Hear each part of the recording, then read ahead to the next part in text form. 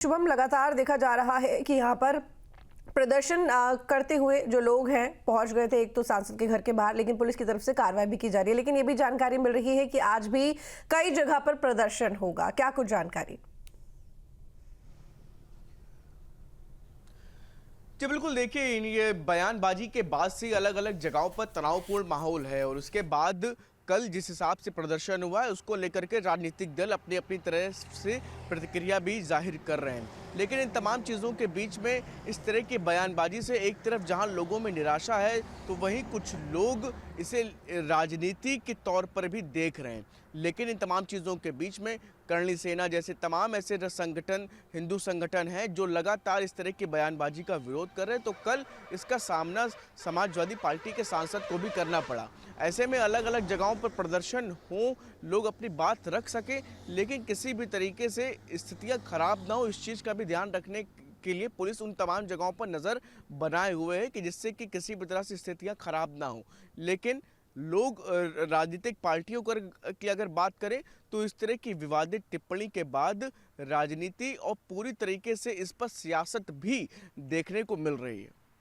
बिल्कुल, लेकिन देखिए शुभम, कहीं ना कहीं कई बार इस तरह की चीज़ें सामने आई हैं कि किसी भी इस तरह से किसी महापुरुष पर जो कि देश का गौरव भी रहे, उन पर किसी भी तरह की जो कोई टिप्पणी होती है लोगों के सेंटिमेंट्स को हर्ट तो करती है और ये बात सभी जानते हैं। लेकिन उसके बावजूद इस तरह की बयानबाजी होती है और फिर इस तरह की स्थिति आ जाती है जो कि आज हम देख रहे हैं। जी बिल्कुल, निश्चित तौर पर राजनीतिक दल अपने अपने हिसाब से महापुरुषों के बारे में और जो भी टिप्पणी करनी होती है वो करते हैं और यही वजह है कि अपने राजनीति, अपने जातिगत समीकरण, इन तमाम चीज़ों को ध्यान में रखते हुए वो एक दूसरे के महापुरुषों के ऊपर इस तरह की टिप्पणियाँ करते हुए नजर आते हैं। लेकिन इन तमाम चीज़ों का असर जब सीधा उस जनता पर पड़ता है तो वो इस तरीके से विरोध करते हुए भी नजर आती है।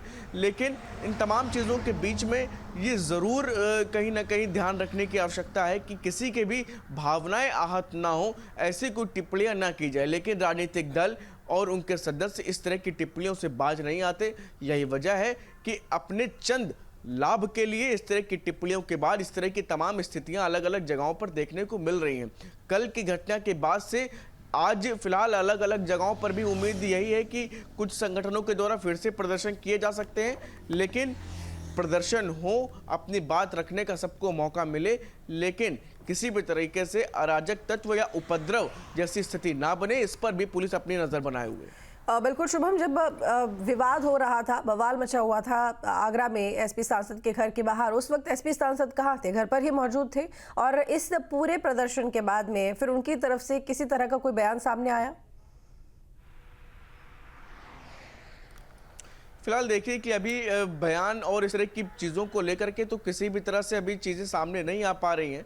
लेकिन निश्चित तौर पर कल जिस हिसाब से प्रदर्शन हुआ उससे ज़रूर कहीं ना कहीं आप समझिए कि जो स्थितियां वहां पर थी वो थोड़ी सी तनावपूर्ण ज़रूर हो गई थी, क्योंकि देखते ही देखते वहां पर लोग बड़ी संख्या में इकट्ठा हुए और लोग जिस घर के बाहर, सपा सांसद के घर के बाहर देखते ही देखते बड़ी संख्या में लोग मौजूद हुए। प्रदर्शन धीरे धीरे उग्र होता हुआ नजर आया था, जो कि पुलिस के लिए एक बड़ी चुनौती मौके पर बना था। लेकिन इन फिलहाल तमाम चीज़ों से अगर बात की जाए तो पुलिस ने वहां पर त्वरित माहौल को देखते हुए वहां पे जो प्रदर्शन जो लोग कर रहे थे उनको समझा बुझा करके वहां से वापस भेजने का काम किया है। लेकिन आज भी अलग अलग जगहों पर प्रदर्शन की उम्मीद है, क्योंकि जिस हिसाब से टिप्पणी की गई है लोगों की भावनाएं आहत हैं और ऐसे में आहत हो लेकिन प्रदर्शन भी लोग करें, लेकिन किसी भी तरह से उपद्रव की स्थिति ना बने, इसका जरूर ध्यान रखा जाए। बहुत शुक्रिया आपका शुभम, नजर बनाए रखिएगा। तमाम जानकारी के लिए धन्यवाद।